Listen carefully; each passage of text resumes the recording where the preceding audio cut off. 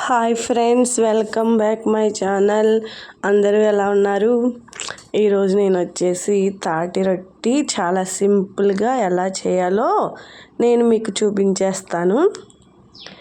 నేను ఎప్పుడు తాటి రొట్టి వేసినా సరే విరిగిపోయేదనమాట. కాకపోతే ఈసారి అయితే పర్ఫెక్ట్గా అయితే వచ్చేసింది. ప్రాసెస్లోకి వెళ్ళిపోదామా? మరి ఒక తాటికాయ అయితే తీసుకున్నాను.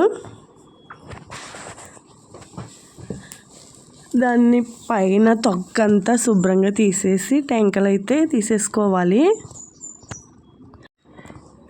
టెంకలు ఇగో తీసేసాను. తర్వాత మనం తాటి పేసం అయితే తీసేసుకుందాము.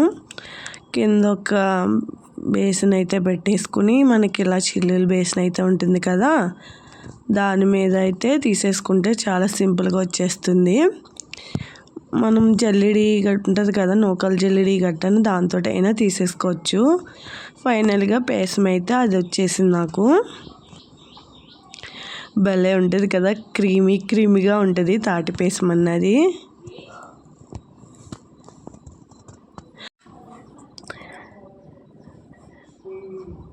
తాటి పేసంలోకి మనం బెల్లం అయితే తీసేసుకుందాము.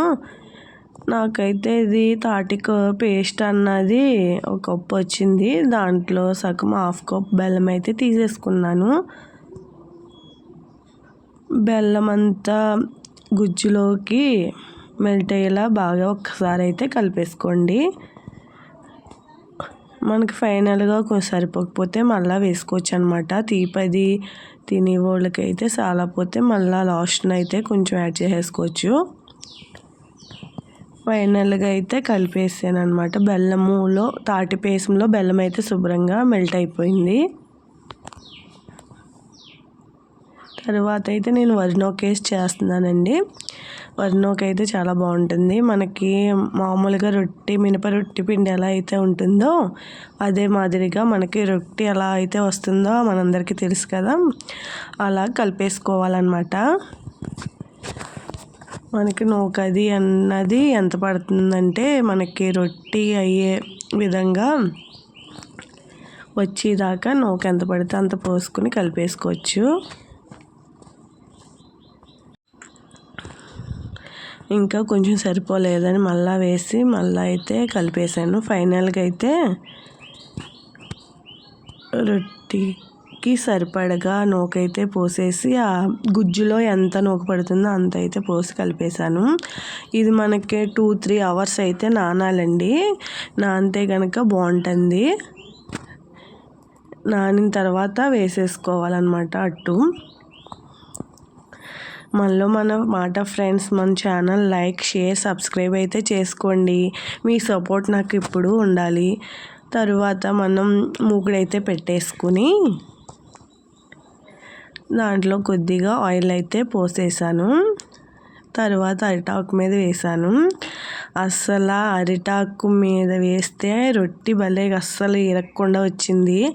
నేనైతే ఎప్పుడు వేసినా మామూలుగా అయితే వేస్తాను. ఇలా వేయడం వల్ల అస్సలు అట్ట అన్నది ఇరగలేదు. మనం ఎప్పుడు వేసుకునే తాటి రొట్టె కన్నా ఇలా అట్టాకు మీద వేసి చేస్తే టేస్ట్ అయితే సూపర్గా ఉంది ఫ్రెండ్స్. ఒకసారి మీరు కూడా ట్రై చేయండి. దానిపైన కూడా కొంచెం ఆయిల్ వేసి మొత్తం స్ప్రెడ్ చేసేసాను ఆకుకి.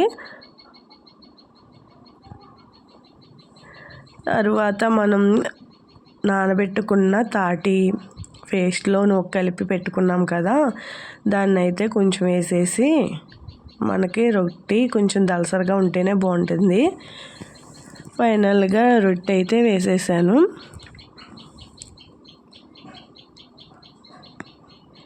దానిపైన కూడా అరిటాకులు అయితే పెట్టానన్నమాట.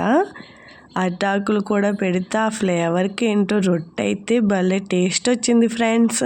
మీరు కూడా ఒకసారి ఇలా ట్రై చేయండి. ఫైనల్గా పైన కూడా వేసేసి మూత అయితే పెట్టేసుకుని మనం చిన్న మంటలో అయితే మగ్గనిద్దాము. నాకు ఒక 1/2 అవర్ తర్వాత చూసాను.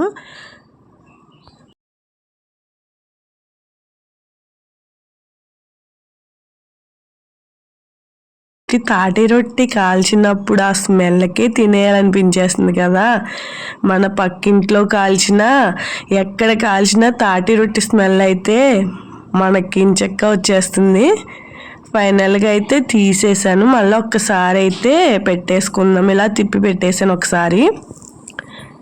అటు కూడా కొంచెం కాలనిచ్చేద్దాం కాసేపు. అటు తిరగదీసాక ఒక్క 5 నిమిషాలు అయితే సరిపోతుంది. 5 నిమిషాలు అలా మగ్గనిచ్చాక తీసేసుకుందాం.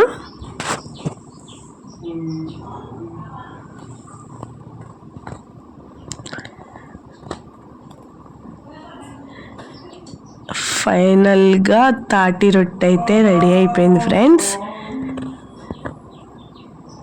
ఫైనల్గా తాటి రొట్టె ఎంత క్రిస్పీగా అయితే ఉడికిందో.